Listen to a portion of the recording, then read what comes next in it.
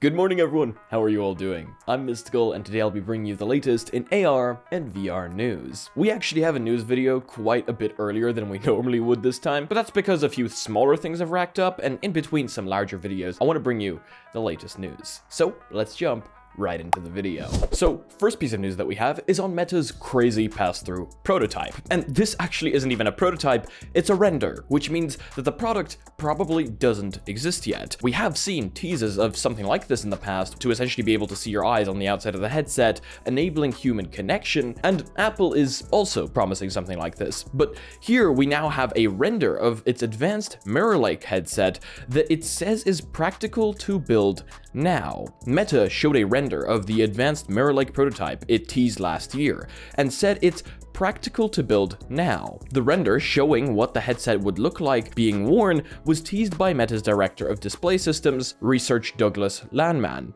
during a talk titled How to Pass the Visual Turing Test in AR and VR, given at the University of Arizona College of Optical Sciences. Don't get me wrong, this is really cool. And again, Apple's headset is also supposed to have something like this. So maybe Meta is essentially saying, hey, our next headset is also maybe going to have something like this to compete with Apple's device. But to me, personally, I actually think this is more of a gimmick than anything. Yeah, I get it, human connection in VR is nice, but I feel like that's why people would use AR glasses, where your eyes are just not obscured at all. Meanwhile, in virtual reality, this isn't half as important. I could be completely wrong here. People could completely disagree with me, but I feel like this could bring up the price to a much higher level, as I feel like this technology seems pretty advanced, at least to me, and I just don't think that it's a compromise a lot of people would be willing to take for what it's worth. But again, prove me wrong down in the comment section below.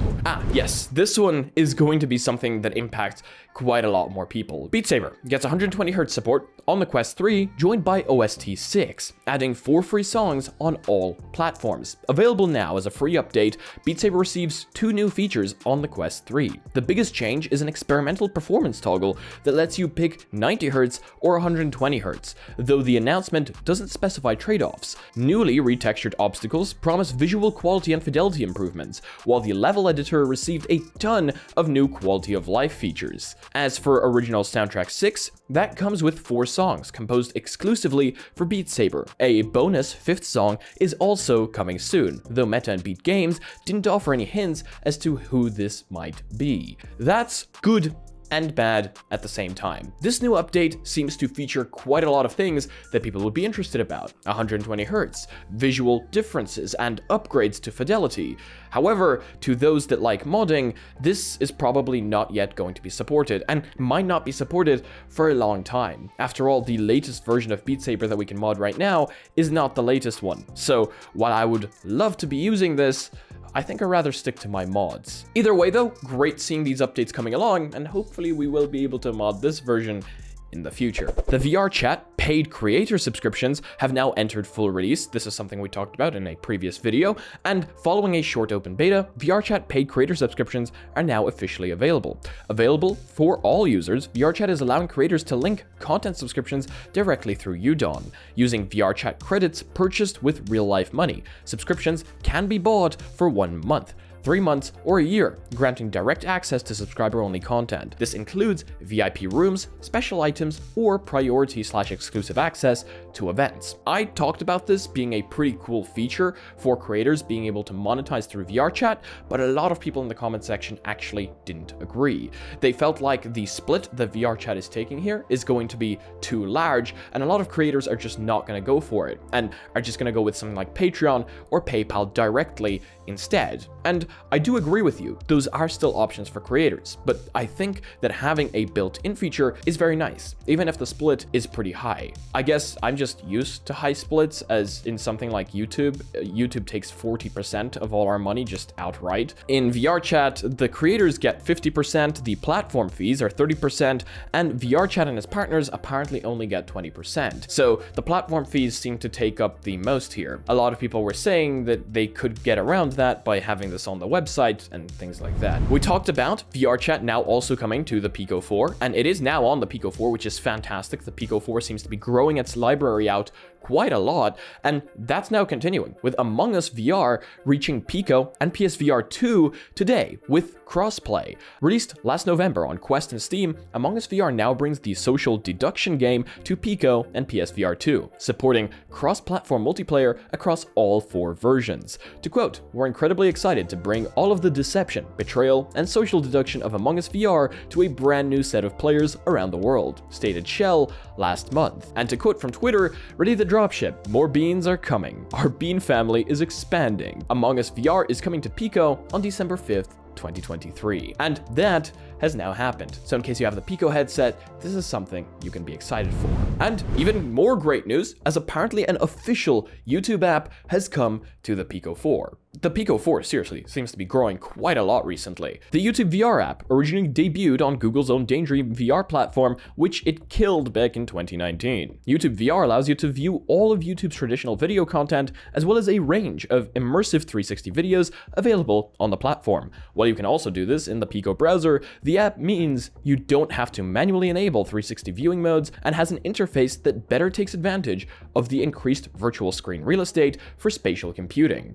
It's always nice seeing official applications inside virtual reality. Yes, we can use apps like Facebook, Instagram, Twitter, whatever on our VR headsets. You can even sideload APKs directly to the headset to enable 2D apps on the device. However, nothing is ever going to be as good as having a native application running right there. It's also much easier to install it that way. So I'm very happy seeing this come to Pico. Horizon Worlds is now also enabling members-only worlds for clubs and communities. Members-only worlds are persistent, so continue to exist even when no one is online in Horizon Worlds. Creators can choose to publicly list them so anyone can place a request to become a member, or set them as unlisted so membership is only available through invitation. Each world can have up to 150 members, of which 25 can be online concurrently. Members-only worlds are moderated very differently to public worlds. World creators can assign other people as admins, and can decide to only allow the world to be visible when at least one admin is present. Members can file reports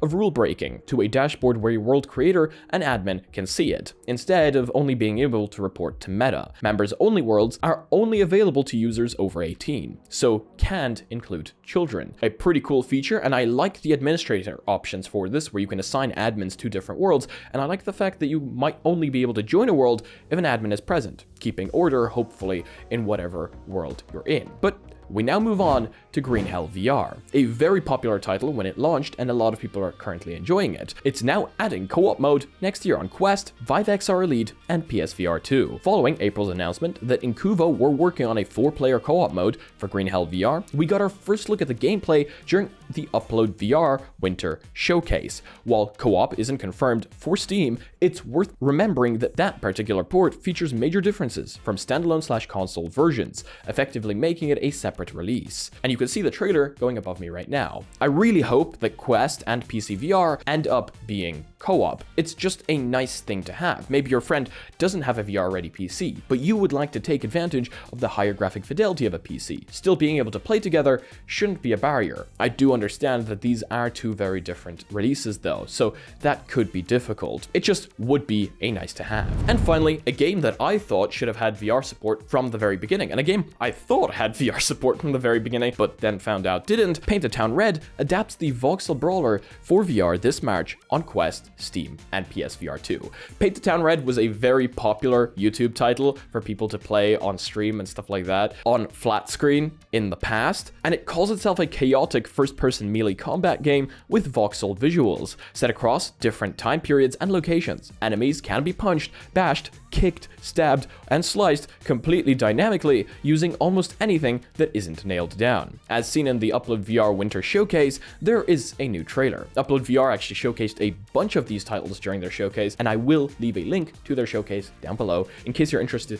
to find out more about these titles. And this is one that I, again, think just makes a lot of sense in virtual reality. The fact that you could pick a lot of things up, throw them at other people. I always thought, again, that this is a title that would just work in VR. I think I even remember Googling it back in the day to try and figure out whether it has VR support. But that is going to be it for today's video. Thank you all so much for joining me. I hope you all have a fantastic rest of your day or night. If you guys like this one, please do leave a like. If you disliked it, I guess it works too, but let me know why down below. If you guys are not yet part of our community, we have a Discord and a Reddit down below where I would love to see you posting your spice memes. And thank you so much to all the patrons and anyone else supporting this channel in any way, shape, or form. You guys are amazing. Seriously, much love. And as usual, if you guys want to be notified about content coming up on the channel, make sure to smack that subscribe button before hitting my bell, and we'll see you again in the next video. Peace. The amount of errors that were showing up. It's like you're about to hit a wall, you're about to hit a wall. Yep. Alright, we good. Yeah? Let's go. Look at this. Can you see this? I can see that.